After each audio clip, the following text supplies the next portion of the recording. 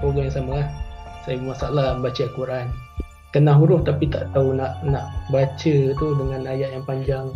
Jadi bila saya dah start masuk Araki bulan 8 tahun lepas, saya belajar dengan Ustazah Amni. So saya ada improvement tapi tak lancar lagi lah. Masih merangkak-rangkak.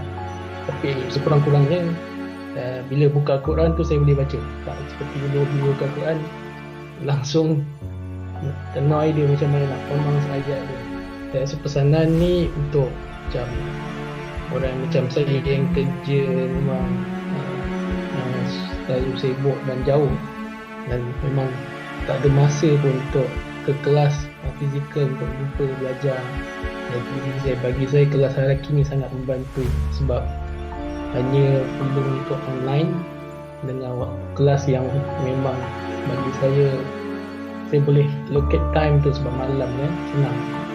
Jadi bagi saya untuk siapa yang ada masalah lebih kurang pada macam kami yang di dalam grup Haraki ni tak perlu malu sebab Al-Quran ni wajib kita. Kesedaran datang waktu saya anak-anak sendirilah. Bila dia belajar malam tu tanya kat kita macam mana nak baca ayat ni, saya tak boleh nak jawab. Kat situ saya rasa macam mana anak sendiri pun kita tak boleh nak ajar. Dari situ saya macam tergerak dari situ.